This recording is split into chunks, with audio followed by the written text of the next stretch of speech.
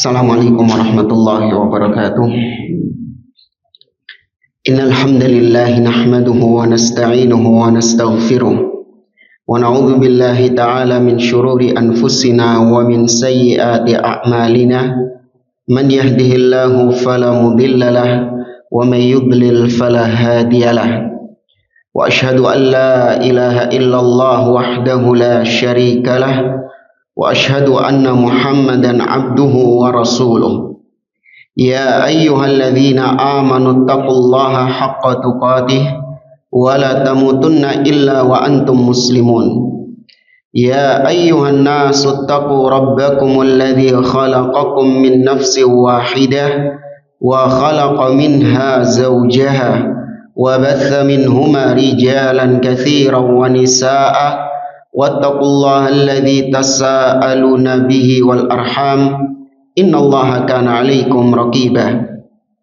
Ya ayyuhalladzina amanu taqullaha wa qulu qawlan sadida yuslih lakum a'malakum wa yaghfir lakum dhunubakum wa may yuti'illaha wa rasulahu faqad faza fawzan 'azima. Amma ba'd, fa inna asdaqal hadithi kitabullah wa khairal hadi hadi Muhammadin sallallahu alaihi wasallam wa syarrul umuri muhdatsatuha wa kullu muhdatsatin bid'ah wa kullu bid'atin dhalalah wa kullu dhalalatin finnar. Ma'asyiral muslimin, ikhwani fillah wa akhwati rahimani wa rahimakumullah. Alhamdulillah, segala puji bagi Allah Subhanahu wa taala yang memberikan kepada kita nikmat-nikmatnya sehingga di pagi hari ini kita bisa berkumpul di majelis ini melanjutkan kembali pembahasan kitab Al-Haqqul Ablaj fi Dahdi Syubuhati Mafhumil Bid'ah lil Arfaj oleh Syekh Dr. Abdul Aziz Ar-Rayyis hafizahullah ta'ala. Pada pertemuan yang lalu kita membahas muqaddimah yang ke-11, yaitu kullu ibadatin masyru'atin fil jumlati falaysa li ahadin an yukhassisaha aw yuqayyidaha bimakanin aw zamanin aw kayfiyatin aw sababin aw ghairi dhalika illa bidalilin. Kata beliau, muqaddimah yang ke-11, semua ibadah yang disyariatkan di dalam agama ini secara umum. Jadi datang dalil mensyariatkan ibadah tersebut secara umum. Maka tidak boleh seorang pun kemudian datang mengkhususkan ibadah yang umum tadi menjadi ibadah yang khusus, atau diikat dengan tempat yang khusus, atau diikat dengan waktu yang khusus, atau ditentukan kaifiyahnya bagaimana tata caranya, atau sebabnya karena apa, dan lain sebagainya, kecuali kalau memang ada dalil yang mengkhususkannya. Baik, contoh misalnya kemarin kita sampaikan, datang dalil memerintahkan sholat. Allah mendatangkan dalil secara umum, wa aqimus sholah, ya, dan dirikanlah sholat. Ini kan masih umum, tidak diperinci. Apa sholat ini? Ya, kapan waktunya? Bagaimana tata caranya? Di mana dilaksanakannya? Apa sebab dilaksanakan sholat itu? Maka ketika datang perintah secara umum ini, nggak boleh kemudian datang orang memberikan perincian atas sholat tadi sesuai dengan hawa nafsunya sendiri. Ya, misalnya nih, saya mengatakan setiap kita ulang tahun di hari kelahiran kita, maka kita sholat dalam rangka untuk merayakan ulang tahun.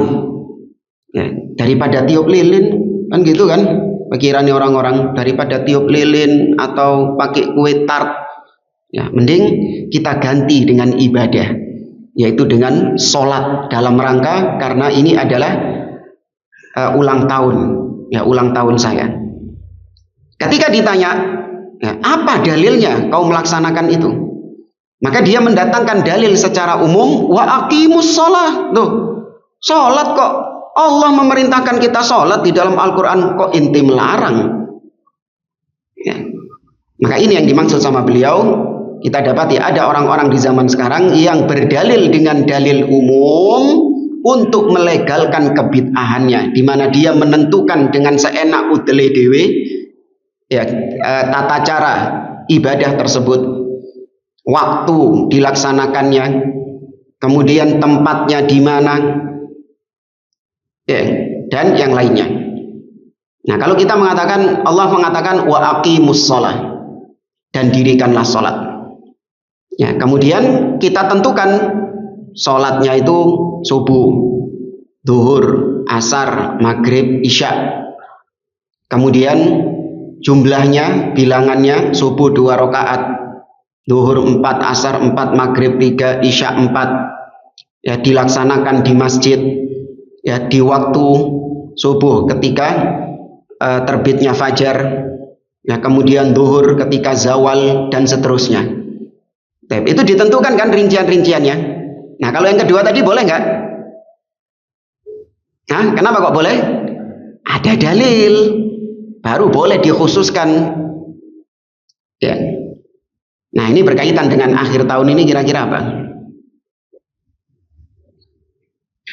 Enggak, yang berkaitan sama ibadah.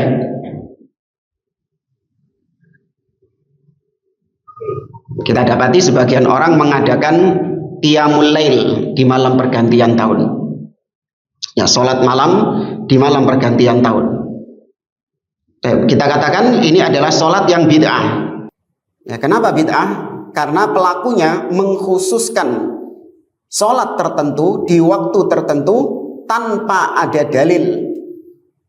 Ya, tanpa ada dalil yang mengkhususkannya. Betul, sholat malam itu disyariatkan. Allah mengatakan misalnya dalam surat Al-Isra, wa minal laili fatahajjad bihi nafilatan lak asa ayyab'atsaka rabbuka maqaman mahmuda. Dan di antara sebagian malam maka tahajudlah sebagai ibadah yang nafilah, ibadah yang sunnah atasmu. Semoga dengan itu Allah mendudukkan engkau di kedudukan yang terpuji. Datang dalil memang disyariatkannya sholat malam. Demikian juga praktek Nabi SAW. Namun ketika datang setelah itu seseorang yang mengkhususkan dengan tata cara tertentu, dikhususkan di waktu tertentu, ya, dikhususkan di tempat-tempat tertentu, maka ini jatuhnya bid'ah. Ya, itu jatuhnya bid'ah di dalam agama. Ini penjelasan yang disampaikan oleh beliau, insya Allah tidak keluar dari apa yang kita sampaikan barusan, kurang lebihnya sama. Cuman di sini kita ambil beberapa ucapan-ucapan yang perlu untuk kita bahas. Halaman 84, di halaman 84, di paragraf yang kedua, beliau mengatakan, waqala wala yanbaghi takhsisul ibadat bi awqatin lam yukhassisha biha syara'. Tidak diperbolehkan untuk mengkhususkan ibadah-ibadah di waktu-waktu tertentu yang syariat tidak mengkhususkan hal tersebut. Ya, seperti tadi, mengkhususkan sholat malam di malam pergantian tahun. Memang sebabnya itu karena pergantian tahun. Ya, daripada anak-anak ini brayer-brayer di embong, daripada nyumet petasan, daripada mereka ini zina, mabuk-mabukan, mending mereka kita arahkan ke masjid untuk kemudian melaksanakan sholat, ya, supaya mereka ini bermunajat, berdoa kepada Allah agar tahun 2025 diberikan diberikan kesuksesan, diberikan kebaikan. Ya. Maka sudah jelas sholat yang dia laksanakan itu sebabnya adalah pergantian tahun. Nah, ini sebab yang tidak pernah dikhususkan oleh syariat. Bukan berarti kemudian orang tidak boleh melaksanakan sholat di malam pergantian tahun baru, enggak. Seorang yang memang dia ingin melaksanakan sholat malam di malam pergantian tahun baru, ya sudah dia sholat tanpa dia kaitkan sebabnya karena tahun baru. Sesimpel itu. Karena memang jamaah tidak ada keistimewaan, tidak ada perbedaan antara malam-malam biasanya dengan malam pergantian tahun. Apa bedanya? Gak ada bedanya, sama saja. Hatta tahun baru Islam. Ya, jadi ada sebagian dai itu lucu kita lihat ketika mengingkari tahun baru Masehi. Dia ingkari dengan begitu keras bahwa ini maksiat, banyak kemaksiatan, perzinahan terjadi di malam tahun baru. Padahal umat Islam sudah punya tahun baru sendiri, yaitu tahun baru Muharram. Podo wae. Bahkan lebih parah itu jatuhnya bid'ah. Sama tahun baru Muharram juga nggak ada keistimewaan di dalamnya. Tidak ada ibadah-ibadah khusus yang dikerjakan di malam pergantian tahun baru Muharram, tahun baru Hijriah, nggak ada. Sama seperti malam-malam yang lain. Kenapa demikian? Karena syariat tidak mengkhususkan dengan amalan tertentu dan tidak mengistimewakan ya malam pergantian tahun baru Hijriah dengan keistimewaan tertentu. Ya. Kemudian contoh yang lain juga, atau kita lanjutkan di sini saja. Bal yakunu jami'u af'alil bir mursalatan fi jami'il azman. Bahkan seharusnya semua perbuatan-perbuatan baik itu dimutlakkan di semua zaman, di semua waktu, tidak dikhususkan di waktu-waktu tertentu. Ya, seperti sholat malam tadi, jangan dikhususkan ketika malam tahun baru saja. Sholat malam itu setiap malam. Ya. Apalagi bulan Desember ini, tanggal berapa itu? Mother's Day. Aku ada tanggal biru. Iya, tahunnya bulan Desember is Mother's Day. Ini juga bid'ah. Bahkan ini termasuk uququl walidain, kedurhakaan kepada kedua orang tua. Karena dikhususkan di tanggal tersebut itu berbakti sama ibunya. Ya, berarti menandakan bahwa hari-hari yang lain nggak berbuat baik sama ibunya. Ya, kata dia, oh enggak Ustadz, saya setiap hari berbuat baik sama ibu saya. Cuman di tanggal 22 ini saya lebih berbuat baik kepada ibu saya. Maka kita katakan, emang kenapa kok harus dilebihkan di tanggal 22 ini? Kok nggak setiap hari dilebihkan? Ya, padahal bisa loh dilebihkan setiap hari. Kenapa kok cuma satu hari ini saja kau lebihkan kebaikanmu kepada ibumu? Ya, itu kedurhakaan kepada kedua orang tua, bukan bentuk bakti kepada kedua orang tua, bahkan kepada ibu. Walaysa li ba'dihha ala ba'din fadlun illa ma faddalahu syar'u wa khassahu bi naw'in minal ibadah. Ya, maka kata beliau, tidak ada keistimewaan, fadilah, keutamaan sebagian waktu dengan sebagian yang lain kecuali yang memang diistimewakan oleh syariat, atau kecuali yang memang dikhususkan oleh syariat dengan ibadah tertentu. Berarti memang itu waktu yang afdol untuk melakukan ibadah. Nah, ini juga kena sedekah Jumat. Masuk dalam pembahasan ini. Seorang mengkhususkan sedekah di hari Jumat. Ya, betul datang dalam banyak dalil-dalil tentang anjuran untuk bersedekah.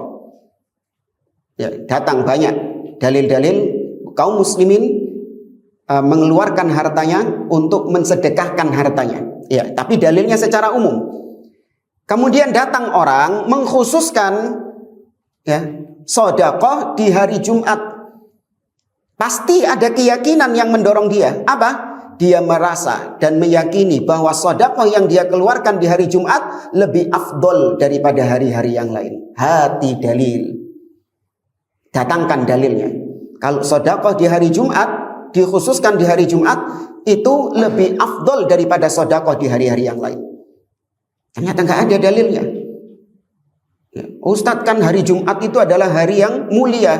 Iya, hari Jumat hari yang mulia memang. Kita tidak mengingkari hal tersebut.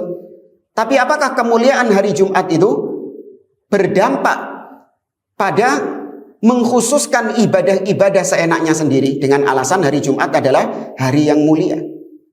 Ya, para salaf dahulu nggak ada yang mengkhususkan sedekah di hari Jumat, nggak ada.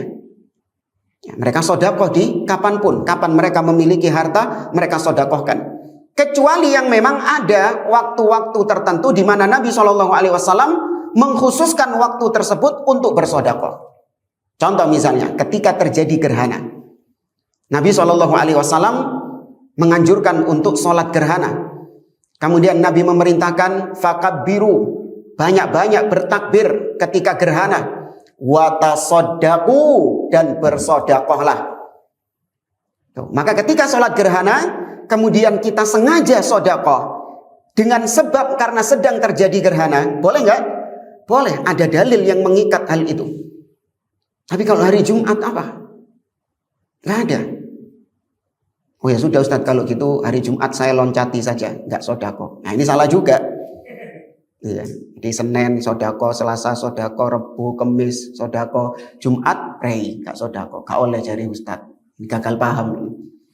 Ya, mau sodako saja, nggak usah karena sebab itu hari Jumat. Kalau engkau mengkhususkan sodako di hari Jumat, ini menyebabkan kau akan menahan hartamu untuk tidak kau keluarkan kecuali di hari Jumat.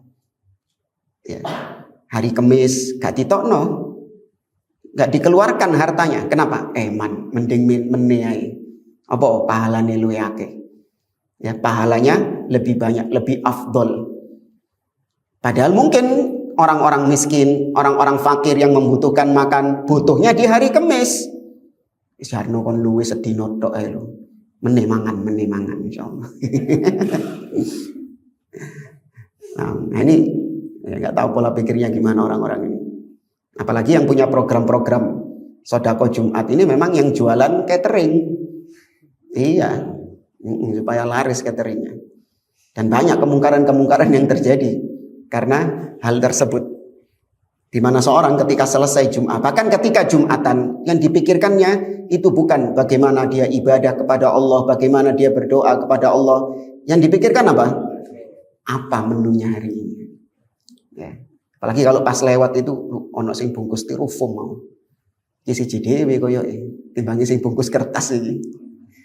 Ya, kan biasanya ditoto gitu.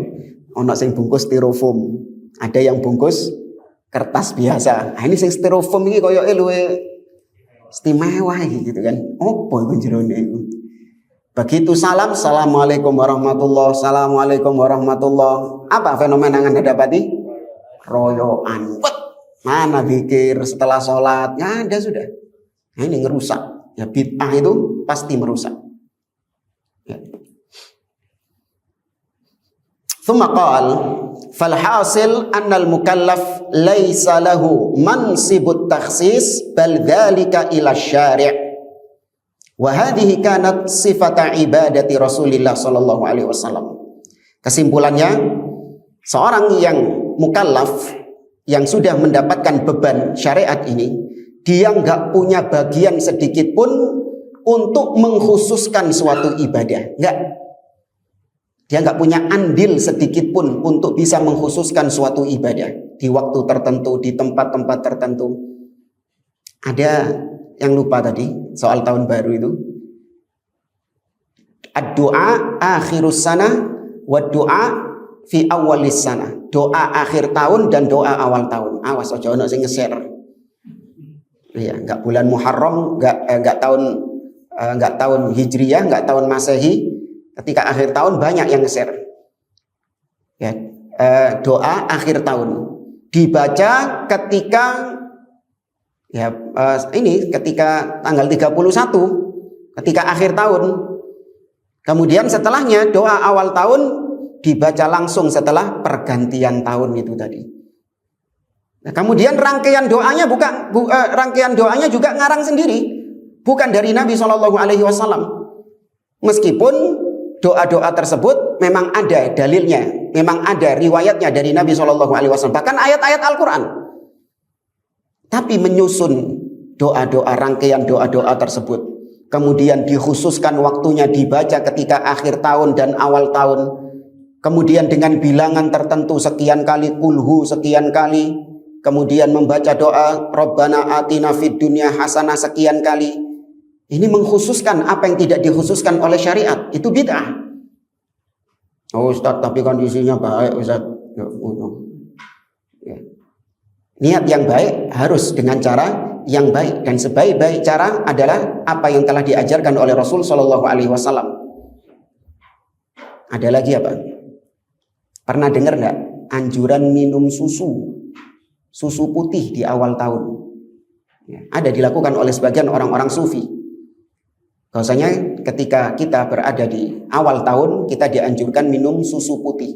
Katanya sebagai tafa'ulan, anggapan baik, supaya nanti kita selama tahun tersebut itu putih. Ya, dosa-dosanya hilang, diputihkan sama Allah. Ya, ini ngarang-ngarang itu, seenaknya sendiri ngarang-ngarang syariat. Nah, nek ngombe kopi ireng kabeh lah gitu. Ya, gak payu sing dodol kopi. Ya. Kemudian kata beliau, maka seorang tidak ada bagian sedikit pun untuk mengkhususkan syariat, namun itu kembalinya kepada yang membuat syariat, yaitu Allah Subhanahu wa taala. Dan itulah sifat dari ibadah Rasulullah Shallallahu Alaihi Wasallam. Rasulullah itu kalau beribadah, bukan beliau sendiri yang menentukan waktunya, bukan beliau sendiri yang menentukan jumlahnya, bilangannya, bukan beliau sendiri yang menentukan tempatnya, tapi siapa yang menentukan? Allah. Ya, Allah Ta'ala berfirman, Am lahum syuraka syara'u lahum minad din ma lam ya'dzan bihillah. Apakah mereka itu punya sekutu-sekutu yang mensyariatkan untuk mereka syariat-syariat malam ya'dzan bihillah, yang Allah tidak pernah mengizinkan siapapun untuk membuat syariat. Termasuk membuat syariat tadi, mengkhususkan apa yang tidak dikhususkan di dalam agama ini.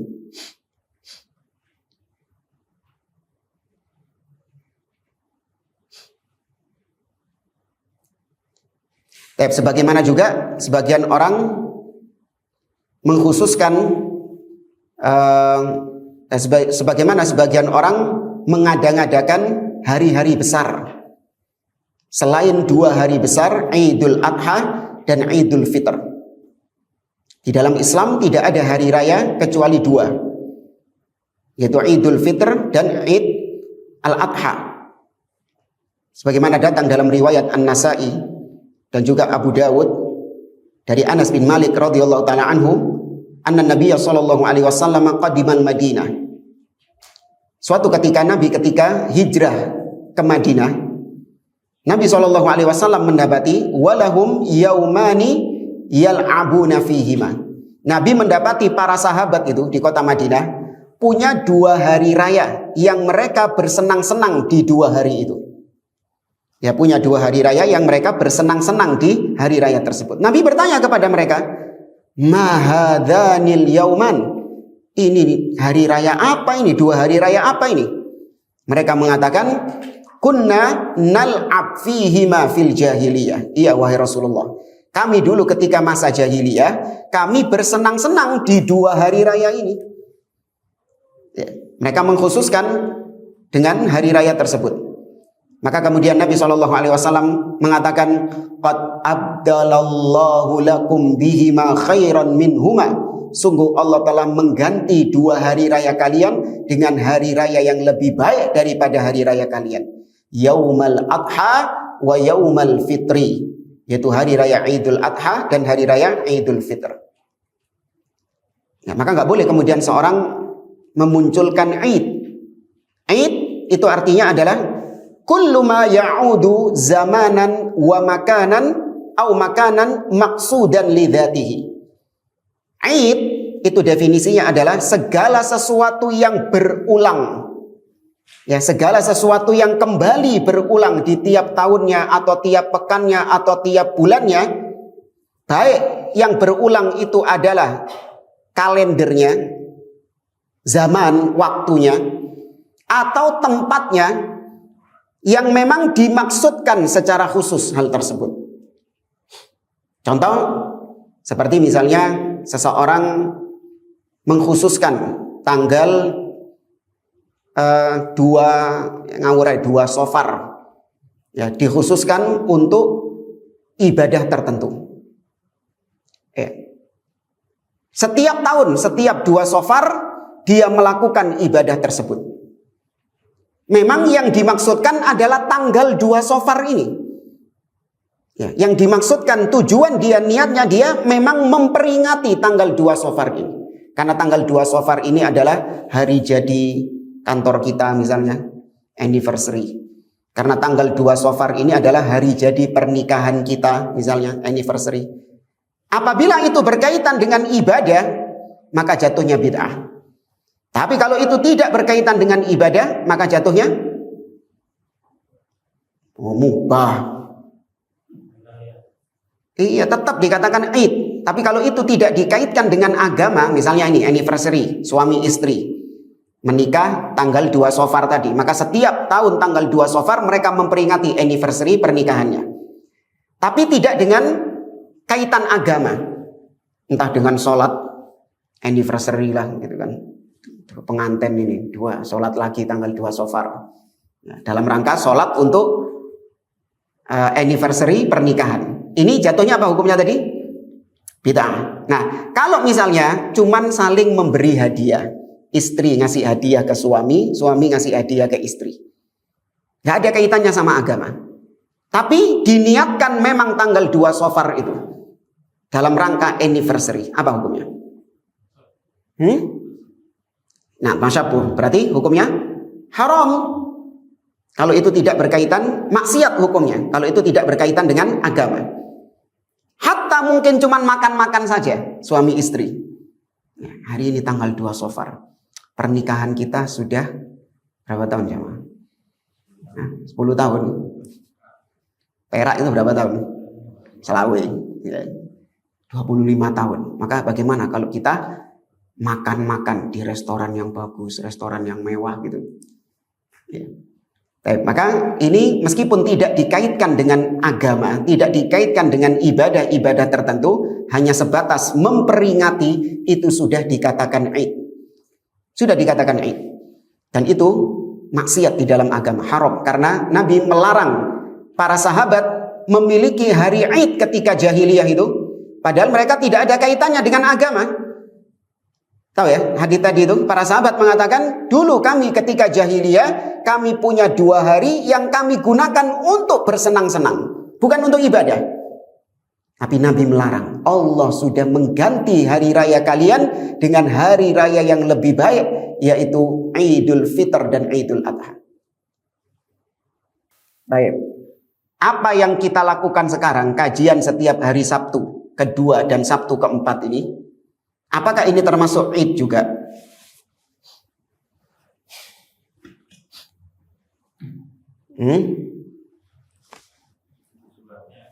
Kenapa? Iya, karena kita tidak memaksudkan harinya. Kita tidak memaksudkan harinya. Kita hanya mengisi hari tersebut. Kita berjanji bahwa kita janjian bahwa setiap Sabtu kedua, Sabtu keempat kita adakan kajian karena memang kita luangnya, kita bisanya di waktu tersebut.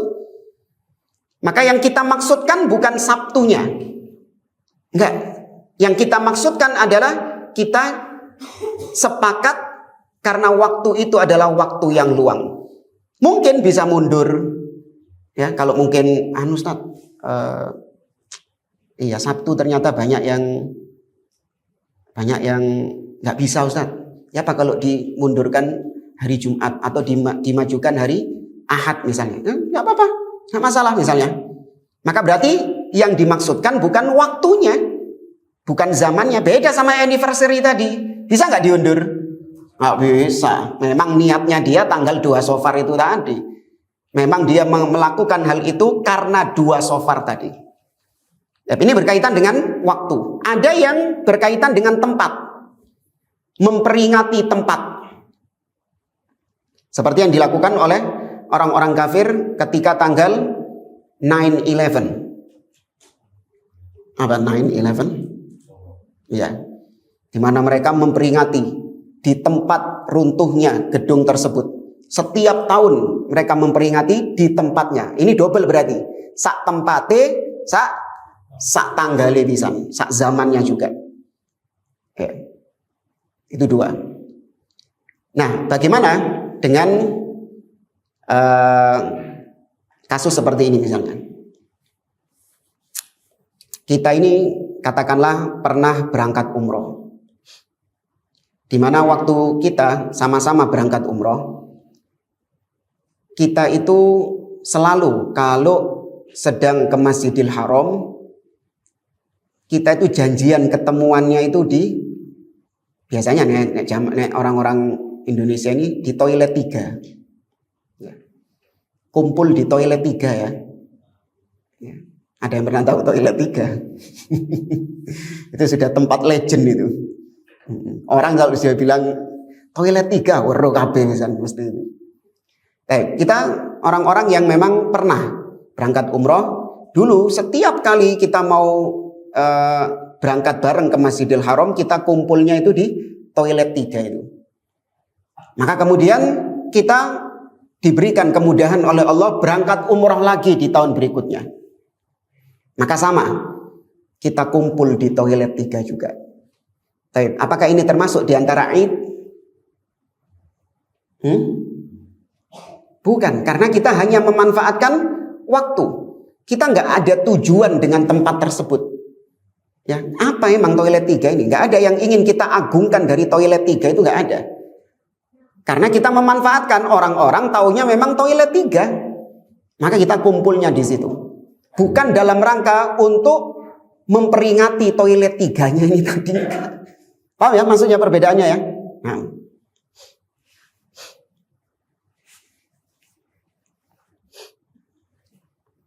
Kita lanjutkan, kita singkat.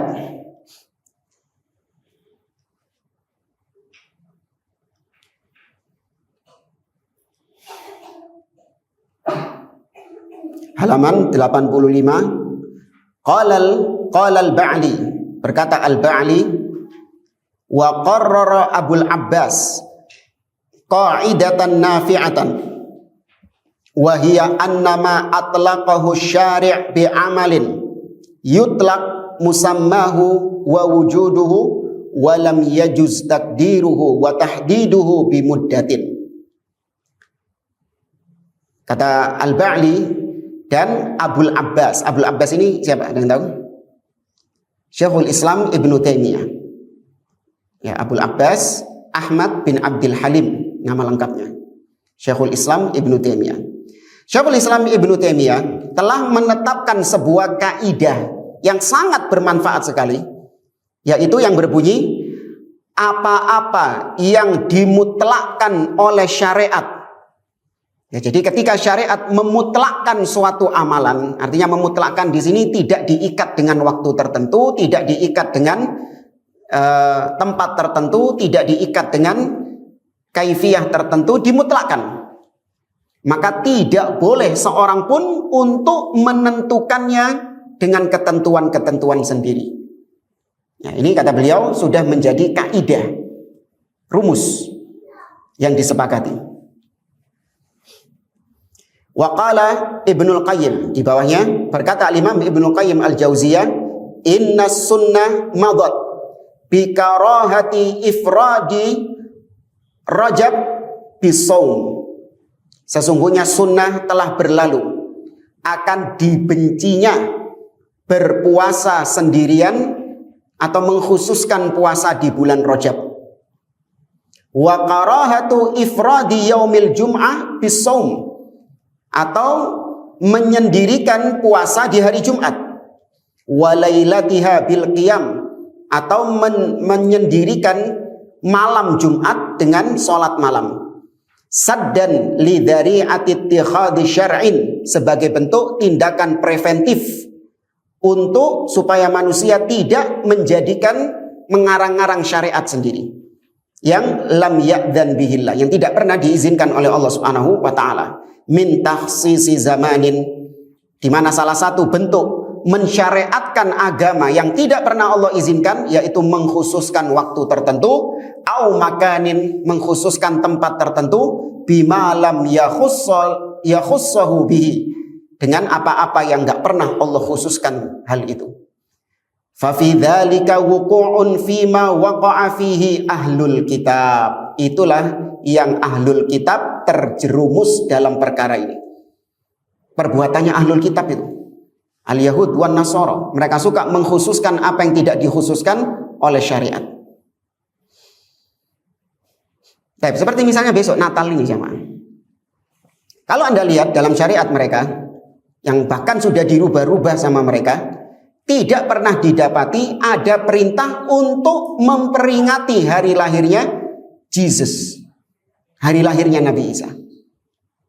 Nggak ada dalilnya.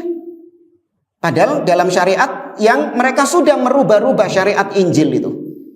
Tantang, cari mana ayat di dalam Injil perintah dari Nabi Isa untuk memperingati, menjadikan hari kelahirannya sebagai hari Id, hari raya. Dengan ibadah-ibadah tertentu atau dengan perayaan-perayaan tertentu, kaifiyahnya bagaimana? Nggak ada.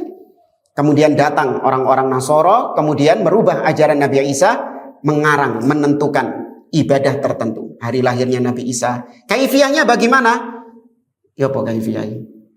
Misa, ya kan? Pagi misa. Apa yang dilakoni nang misa itu? Ditentukan sendiri sama mereka. Ada syariatnya dari Nabi Isa seperti itu. Dari Jesus, dari kitab kalian sendiri. Ya. Kita minta dari kitab kalian sendiri. Mana rincian tanggal 25 Desember. Bahkan jamaah, tanggal 25 Desember tidak ada di dalam Injil 4 yang disepakati oleh orang-orang Nasara.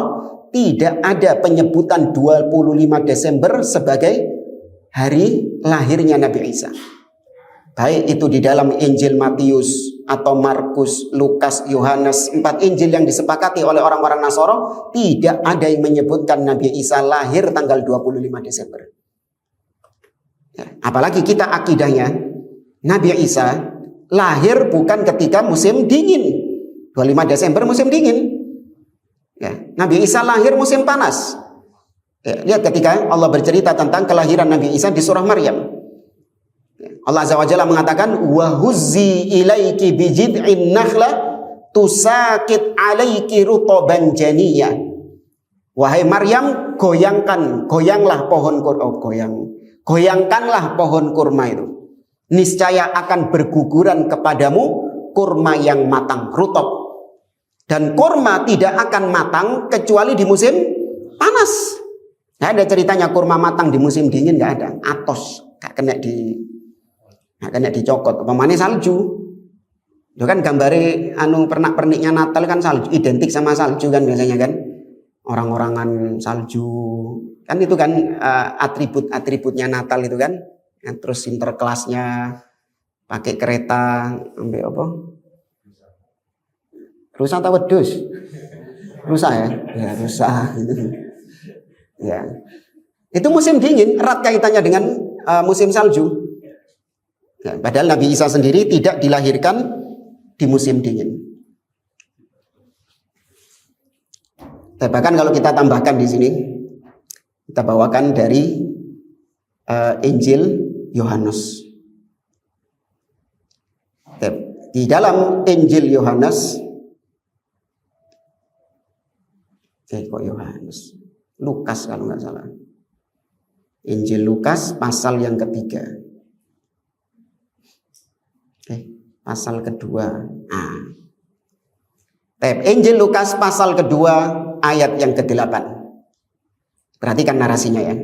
Ini judulnya kelahiran Yesus. Suasana ketika Yesus dilahirkan. Perhatikan. Di daerah itu ada gembala-gembala yang tinggal di padang menjaga kawanan ternak mereka pada waktu malam. Ya, jadi di hari dilahirkannya Nabi Isa, Yesus menurut mereka, itu malamnya ada gembala-gembala yang sedang menjaga ternak-ternak yang mereka gembalakan di waktu malam. Masuk akal ini musim dingin. Sopo yang menggembalakan hewan ternak di musim dingin, musim salju? Mate hewan ternaknya. Iya mati hewan ternaknya. Digembalakan ketika salju. Tuh, ini mereka sendiri. Ya, maka oleh karena itu orang-orang Nasara sendiri mereka khilaf tentang 25 Desember ini. Sebagian mereka nggak mau menetapkan 25 Desember sebagai hari kelahirannya Nabi Isa. Ada yang memilih bulan Januari, ada yang memilih bulan ini, macam-macam. Mereka khilaf. Bahkan ada yang sama sekali tidak mau merayakan hari Natal. Mau itu 25 Desember, mau itu tanggal Januari, mau bulan ini, nggak mau. Karena mereka menganggap bahwasanya memperingati hari lahirnya Yesus itu termasuk bidat. Mereka ngomongnya bukan bid'ah, bidat. Bidat ini sesuatu yang baru yang nggak diajarkan Yesus. Iya, ada itu. Nah, mereka mengistilahkan dengan bidat. Jadi mereka menganggap bahwa perayaan Natal itu bidat, bid'ah, ajaran yang baru yang nggak pernah diajarkan oleh Yesus. Ini nggak tahu salafinya Nasrani paling. Ya. Nasrani, salafinya Nasrani. Ya kalau nggak salah kayak ini sekte Jehovah Witness. Ya, Jehovah Witness, saksi-saksi Yehua. Yang biasa kayak sales itu, dok rumah orang, ya, bukan nawarkan produk, bukan nawarkan kekufuran, misionaris. Ya. Jamaah rahimani wa rahimakumullah. Maka kata beliau itu adalah kelakuan ahlul kitab yang mereka suka mengkhususkan apa yang tidak dikhususkan oleh syariat. Penjelasan yang lain ini anak kira tidak ada yang perlu dibahas lebih lanjut. Nah, ini coba dibuka halaman 89 yang punya kitab. Di sini ada ucapan yang bagus dari Al-Allamah Muhammad Nasiruddin Al-Albani. Qala Al-Allamah Al-Albani, berkata Syekh Al-Albani rahimahullah, innal bid'ata al-mansusa an ala dalalatiha minasyari' hiya wa dzakara minha. Sesungguhnya bid'ah yang telah jelas kesesatannya di dalam syariat. Kemudian beliau menyebutkan beberapa bid'ah. Setelah itu beliau mengatakan kullu ibadatin, semua ibadah atlaqaha syari' yang dimutlakkan oleh syariat, wa qayyadahan nasu, kemudian diikat oleh manusia, oleh orang-orang. Syariat memutlakkannya, membebaskannya, tapi kemudian orang-orang mengikatnya, mengkhususkannya bi ba'dil quyud, dengan sebagian ikatan-ikatan. Mithlul makan, awiz zaman, aw sifat, aw adat. Dikhususkan dengan tempat, dengan waktu, dengan sifat tertentu, atau dengan jumlah bilangan tertentu. Qala al-allama Ibnu Utsaimin, berkata Syekh Muhammad bin Shalih Al-Utsaimin, fa inna syai'a alladhi yustahabbu ala sabilil itlaq la yumkinu an taj'alahu mustahabban ala sabilit takhsis wat taqyid illa bidalilin. Kata Syekh Utsaimin, sesuatu yang disunnahkan oleh syariat ini secara mutlak, maka nggak mungkin dijadikan sebagai sesuatu yang disunahkan secara khusus kecuali dengan dalil. Nanti akan disebutkan contoh-contohnya. Walihada law qala qail, oleh karenanya kalau ada orang yang mengatakan sa'ad'u fi lailati maulidir rasuli sallallahu alaihi wasallam bi ad'iyatin waridatin ja'at bihas sunnah, saya akan membaca doa-doa yang ada di dalam sunnah Nabi. Itu doa-doanya ada di dalam sunnah Nabi SAW. Bahkan kalau kita tambahkan, ada juga di dalam Al-Quran doa-doanya. Tapi kapan dia baca? Ketika malam maulid Nabi SAW. Baik, doa-doa yang diajarkan Nabi SAW datang secara umum, tidak ditentukan kapan dibacanya, tidak ditentukan di mana membacanya, berapa kali membacanya, ya, kemudian kaifiyah membacanya bagaimana. Tapi kemudian datang orang ini mengkhususkannya. Doa-doa yang datang dari Nabi ini kita khususkan untuk dibaca di malam kelahiran Nabi, malam Maulid. Ya, bagaimana bacanya? Ya, bacanya adalah dengan apa misalnya? Ayo pakai rebana atau dengan berdiri. Karena apa? Nabi datang misalnya. Atau dibaca dengan jumlah tertentu, ini sekian kali, solawat ini sekian kali, dan sekian kali. Kata beliau, qulna la taf'al. Maka kalau ada orang yang seperti itu berencana mau melakukan seperti itu, maka kita katakan kepada orang tadi, la taf'al, ojo, jangan dilakukan. Li'annaka qayyadtal 'am bi zamanin khasin. Karena engkau mengkhususkan sesuatu yang umum dengan waktu tertentu. Wa hadza yahtaju ila dalilin. Yang seperti ini itu butuh dalil. Kalau mau mengkhususkan sesuatu ibadah yang syariat datang secara global, kemudian kau mengkhususkannya, harus ada dalilnya. Mana? Falaisa kullu ma syara'a ala sabilil umum yumkin an naj'alahu masyru'an ala sabilil khusus.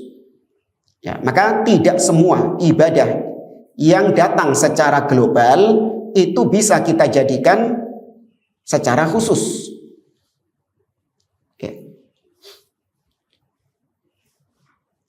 Lihat orang-orang yang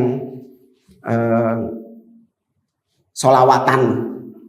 Nah, orang-orang yang solawatan. Pakai tan ini berarti bukan cuman sekedar solawat, ya, tapi dengan tata cara yang khusus, ya, dengan bacaan yang khusus, kaifiyah yang khusus, yang syariat tidak pernah memberikan rincian solawat seperti itu. Tapi ketika mereka diperingatkan bahwa perbuatan mereka ini bid'ah, mereka mengatakan bahwa solawat ada dalilnya. Kok kalian katakan bid'ah? Apa dalilnya? Innallaha wa malaikatahu yusalluna 'alan nabi. Ya ayyuhalladzina amanu sallu alaihi wasallimu taslima. Tuh. Kita ini diperintahkan untuk bersolawat. Iya, itu dalilnya datang secara apa? Umum. Kemudian dikhususkan sama mereka. Bagaimana solawatnya itu? Nari-nari, joget-joget, ya, pakai musik. Orang kalau ketika dikatakan solawatan, ya, maka yang ada adalah seperti konser jamaah. Nggak ada bedanya dengan konser. Sama lampunya kelap-kelip, ikhtilat, ya, bahkan sampai ada yang joget-joget kayak gini. Naudzubillah. Iya.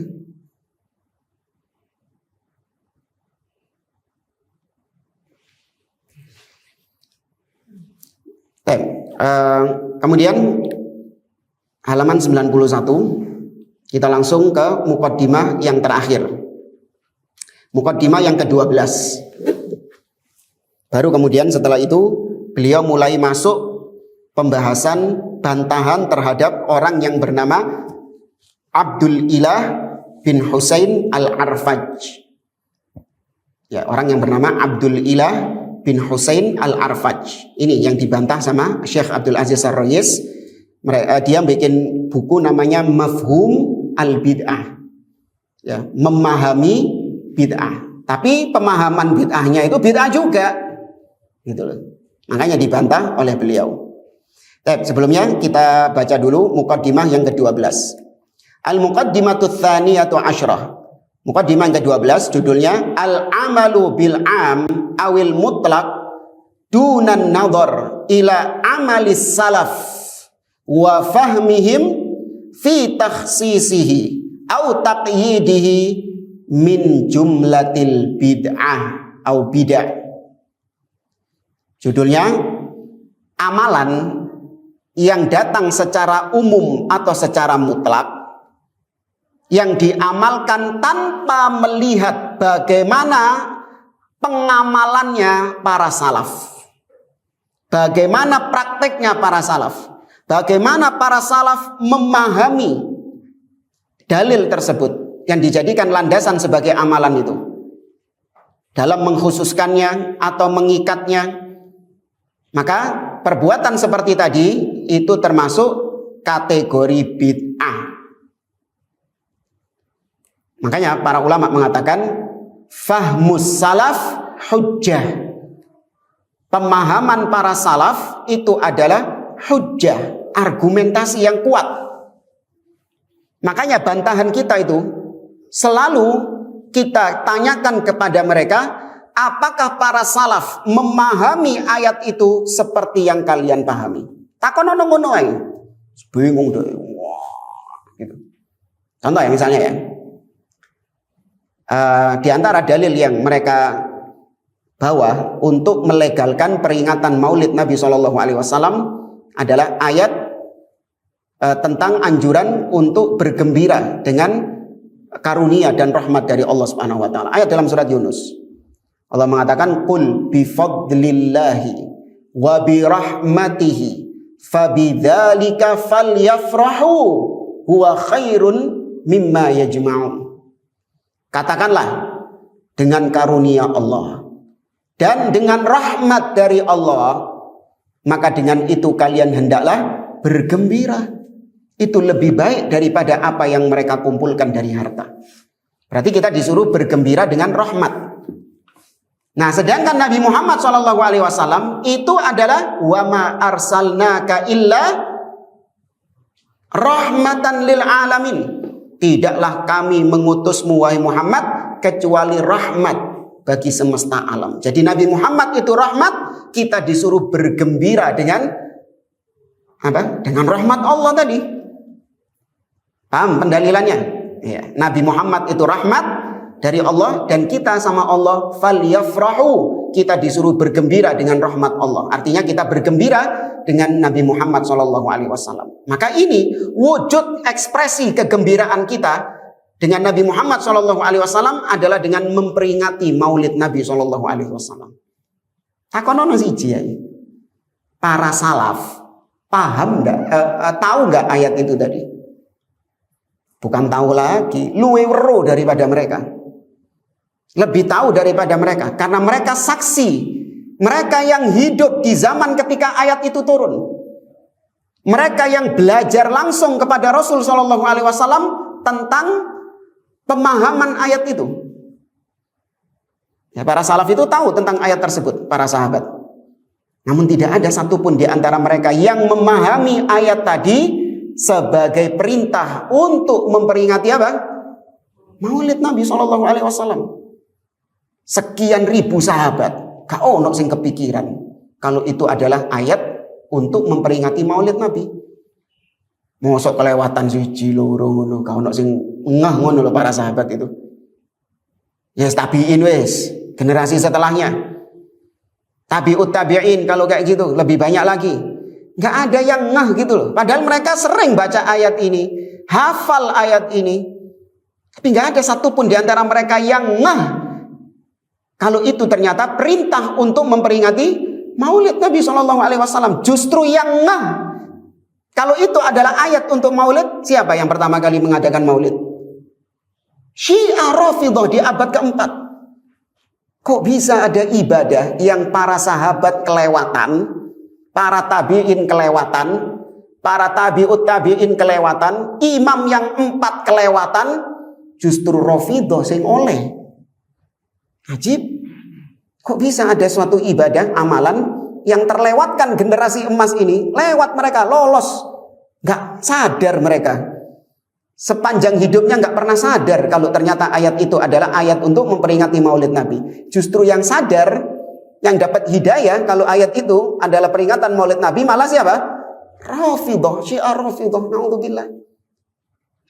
Maka tanyakan seperti itu kepada mereka. Ya, kalian mengadakan demikian, mengkhususkan suatu ibadah yang tidak dikhususkan oleh syariat. Ya, apakah para salaf memahaminya demikian? Karena gini, mereka ketika kita bantah, mereka pakai dalil rujak atau martabak. Tahu dalil rujak atau martabak? Iya, jadi ini entah mereka ini sudah bangkrut kayak apa. Bilang gini, rujak itu apa isinya? Timun. Timun itu halal atau haram? Halal. Pencit mangga. Halal atau haram? Halal. Ya. Hah? Bengkoang, dondong, kates. Ya. Ini semua halal atau haram? Halal semua. Kemudian dimix jadi satu, namanya rujak. Iya, ini dalil rujak kan. Sama maulid juga gitu. Maulid itu apa isinya? Zikir, bersolawat. Kemudian apa? Membaca sirah nabawiyah, memuji Nabi SAW. Ini semua perkara yang boleh atau tidak? Boleh disyariatkan. Zikir, Allah memerintahkan ya ayyuhalladzina amanu dzkurullaha dzikran katsira. Sholawat tadi, ya ayyuhalladzina amanu shallu alaihi wasallimu taslima. Ya, itu semua diperbolehkan, digabungkan jadi satu, namanya maulid. Sama kayak rujak tadi. Ini sudah bangkrut dalilnya. Maka tadi seperti itu. Ya, apakah para sahabat, para salaf, mereka tidak menggabungkan ibadah-ibadah tersebut kemudian dijadikan sebagai satu ibadah khusus namanya Maulid Nabi SAW. Paham ya maksudnya ya? Kenapa mereka kok tidak menggabungkan ibadah-ibadah tadi kemudian mengkhususkannya ketika hari kelahiran Nabi SAW dilaksanakan ibadah tersebut dengan kaifiyah yang mereka tentukan sendiri. Ya, dengan rebananya, kemudian ketika pembacaan salam, sholawat kepada Nabi mereka berdiri. Ya Nabi salam alaika. Ya, kaifiyah dari mana ini? Siapa yang mengajarkan demikian? Syariat tidak pernah mengkhususkan sholawat dengan apa yang mereka sebut mahallul qiyam. Ya, namanya mahallul qiyam. Tapi ya gitu, diweden-wedeni wong-wong. Katanya ada kisah orang yang tidak mau berdiri ketika mahallul qiyam, maka dia lumpuh. Wedi wong-wong. Dibawakan kisah-kisah seperti itu. Ya, yang nggak mau mahallul qiyam, dibacakan maulid, tapi dia tetap duduk, nggak mau berdiri, maka dia lumpuh, nggak bisa berdiri sampai matinya. Wedi wong-wong. Ya. Mereka itu kuatnya tadi itu dengan dongeng-dongengnya yang ya hurufat-hurufatnya yang ya pintar, mereka ngarang-ngarangnya itu kreatif. Ya. Kata beliau, fi hadhil muqaddimah tadakhulun kabirun ma'al muqaddimatis sabiqah. Sebenarnya muqaddimah yang ke-12 ini itu masih ada kaitannya dengan muqaddimah sebelumnya. Illa annaha akhos. Hanya saja muqaddimah ke-12 ini dikhususkan, lebih khusus lagi. Li annaha tata'allaq bin nassil 'ami wal mutlaq wa dzalika annahu idza jaa'a nassun 'amun aw mutlaqun fadalla 'ala afradin katsiratin fara'ayna ar-rasul sallallahu alaihi wasallam was salafas salih amilu bi ba'di afradihi duna ba'din fahada yadullu 'ala anna al-farda alladhi lam ya'malu bihi laisa dakhilan fil umum wal itlaq li anna tarkahum sunnatun tarkiyatun was sunnatu tarkiyatu muqaddamatun 'alal umum. Ini yang kata beliau. Kalau kita mendapati ada dalil-dalil yang umum, perintah tadi untuk sholawat, perintah untuk berzikir, datang dalil secara umum. Maka apa yang kita lakukan? Lihat bagaimana praktek Nabi SAW, lihat bagaimana praktek salaf dalam mengerjakan dalil-dalil umum tersebut. Jangan diputusi dewe, jangan dipahami sendiri. Lihat prakteknya bagaimana. Ya, maka nggak semua yang datang dalilnya secara umum kemudian boleh untuk kita secara bebas melakukannya itu tadi. Enggak.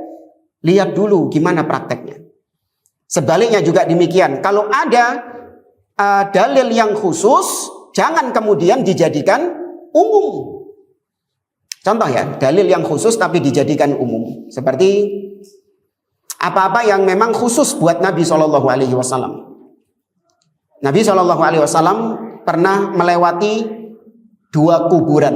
Marran Nabi SAW bi qabraini jadidain. 2 kuburan yang masih baru.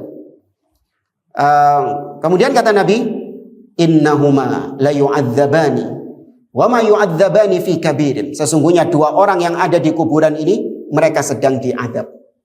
Mereka bukan diazab karena dosa besar. Alias mereka diazab karena dosa yang ringan tapi dampaknya besar. Amma ahaduhuma fala yastanzihu min baulin. Adapun orang yang pertama, dia disiksa karena tidak bersih, tidak suci ketika selesai buang air kecil. Wa ammal akhar fayamshi bin namimah. Adapun orang yang kedua, dia disiksa karena suka namimah, mengadu domba. Yang pertama mengakibatkan sholatnya rusak, dan yang kedua mengakibatkan darah tertumpah, terbunuhnya manusia karena adu dombanya itu.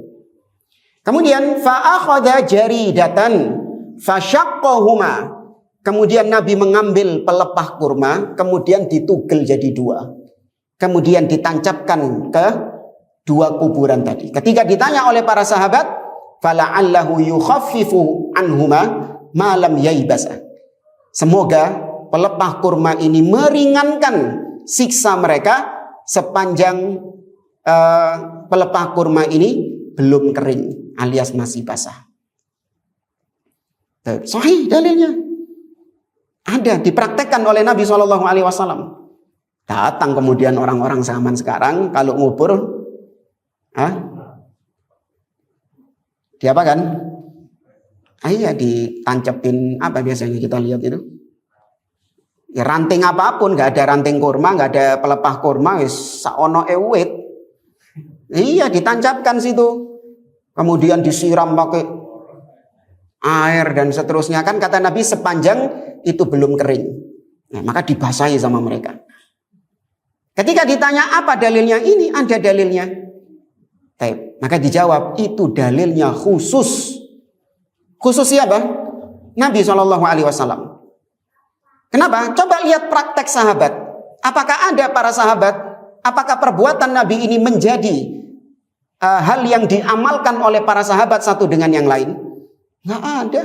Cuman Nabi tok yang melakukan seperti itu. Kenapa? Karena hanya Nabi yang diberikan wahyu oleh Allah. Kalau penghuni kubur ini diadab, disiksa. Sedangkan selain Nabi nggak tahu yang gaib.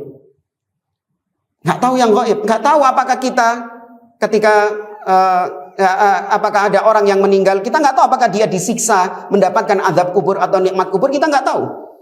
Maka orang yang tadi meletakkan langsung itu suudon ya, kepada mayit itu tadi, seakan-akan ini pasti diadab ini. Ya, ini pasti diadab ini, makanya kayak ono banyu ya, supaya meringankan siksanya. Tahu dari mana kalau kau diadab? Dari mana kau tahu kalau mayit ini diadab di kuburnya? Kalau Nabi wajar karena dapat apa? Wahyu dari Allah Subhanahu wa taala. Ya, maka ini yang kebalikannya, ini yang khusus dijadikan umum, berlaku buat semua orang. Alhamdulillah. Taib jamaah rahimani wa rahimakumullah. Insyaallah selanjutnya apa yang disampaikan oleh beliau ini hanya pelengkap saja dari ucapan para ulama, namun intinya sama. Kebiasaan kita tidak boleh memahami dalil kecuali tidak boleh mengamalkan dalil-dalil yang umum kecuali kita melihat prakteknya Nabi SAW dan para as-salaf. Ya, fahmus salaf hujjah, pemahaman para salaf itu hujjah. Dan insyaallah mulai pertemuan depan kita masuk pembahasan bantahan. Mukaddimahnya sudah. Kita masuk bantahan kepada kitab Mafhum al-Bid'ah halaman 97. Mafhum al-Bid'ah yang mana di situ banyak memuat syubhat-syubhat. Ya, syubhat-syubhat yang rancu tentang pengertian bid'ah. Dan sebelum kita tutup, kalau ada yang mau ditanyakan, tafadhol.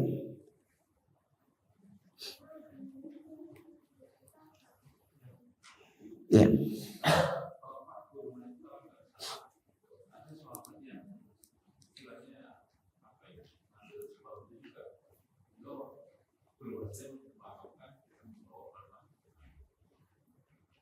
Tidak pernah tahu riwayatnya. Coba nanti nama sahabatnya siapa, riwayat siapa.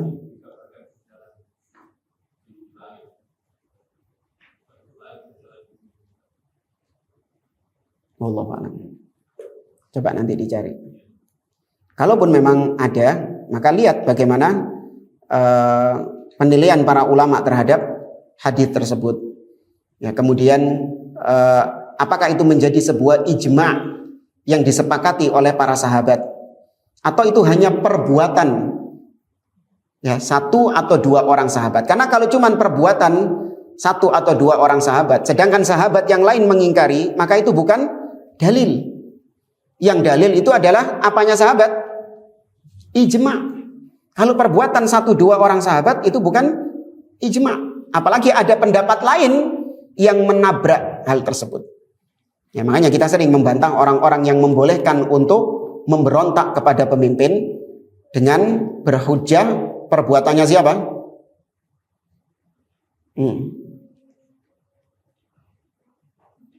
Perbuatannya siapa? Yang tidak mau membaiat Yazid bin Muawiyah. Al-Husain bin Ali bin Abi Thalib tidak mengakui kekhalifahan Yazid bin Muawiyah. Ya, wah, ini berarti boleh kita enggak mengakui pemimpin yang ada. Ya, padahal enggak demikian. Ya, atau perbuatannya Abdullah ibn Zubair katanya. Ya, padahal dibantah oleh para ulama tidak sebagaimana yang mereka sangkakan. Tapi taruhlah benar bahwasanya sahabat tersebut melakukan perbuatan yang bertentangan dengan sahabat-sahabat yang lain. Maka itu berarti ijtihad sahabat tersebut. Ya, gak bisa dijadikan hujjah. Yang hujjah itu adalah ijma' para sahabat, kesepakatan para sahabat. Nah, wallahu a'lam. Ya.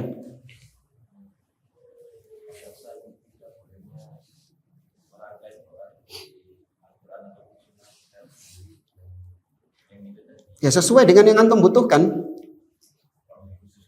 Iya, apa yang antum butuhkan? Antum butuh antum ingin untuk supaya diampuni dosanya oleh Allah Subhanahu wa taala. Antum ingin mendoakan orang-orang yang telah meninggal agar diampuni oleh Allah. Ketika antum memang membutuhkan doa tersebut, antum ingin untuk berdoa dengan doa tersebut tanpa melihat ini hari apa, saya lagi di mana, ya, tanpa melihat ini tanggal berapa, enggak. Langsung antum baca Rabbana ighfir lana wa li ikhwanina alladzina sabaquna bil iman wa la taj'al fi qulubina ghillan lil ladzina amanu, dan seterusnya. Kemudian antum setelah itu pingin supaya antum dijauhkan dari penyimpangan-penyimpangan, kesesatan-kesesatan. Langsung antum lanjutkan dengan membaca doa Rabbana la tuzigh qulubana ba'da idh hadaitana wa hab lana min ladunka rahmah innaka antal wahhab, ya, dan seterusnya.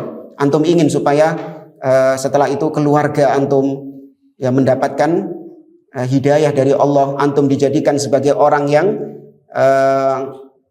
ya seorang pemimpin bagi orang-orang yang bertakwa. Rabbana hablana min azwajina wa dzurriyyatina qurrata a'yun waj'alna lil muttaqina imama. Antum mendoakan orang tua, Rabbana ighfir lana wa liwalidayna warhamhuma kama rabbayani shaghira.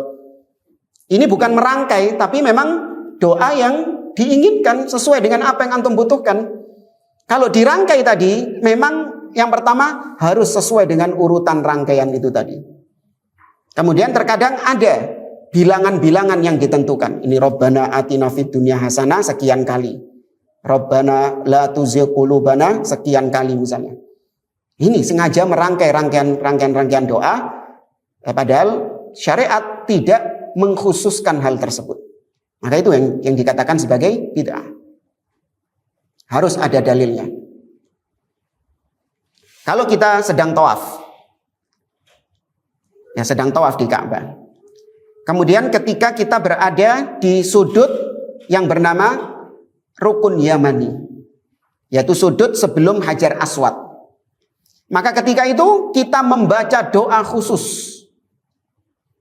Ya, kita membaca doa, ada yang tahu apa? Tadi sudah disinggung doa sapu jagat. Ya, Rabbana atina fid dunya hasanah wa fil akhirati hasanah wa qina adzabannar. Kita khususkan bahwasanya itu kita baca di tempat antara Rukun Yamani dengan Hajar Aswad. Sengaja kita. Ya, kenapa? Ada dalil yang mengkhususkan hal tersebut. Boleh. Ya. Tapi kalau selain itu, ya sudah, antum sesuai dengan kebutuhan. Kapan antum ingin berdoa dengan doa sapu jagat, antum baca. Tanpa dikhususkan karena saya lewat Rukun Syam, ya karena saya lewat mana? Semolowaru misalnya. Ya, saya baca Robbana Atina dalam rangka karena saya lewat Semolowaru. Nggak ada kaitannya dengan itu. Ya, antum memang butuh baca doa itu ya sudah baca. Nah, wallahu a'lam. Ya, kalau nggak ada kita cukupkan majelis kita. Subhanakallahumma wa bihamdik, asyhadu an la ilaha illa anta astaghfiruka wa atubu ilaik. Assalamualaikum warahmatullahi wabarakatuh.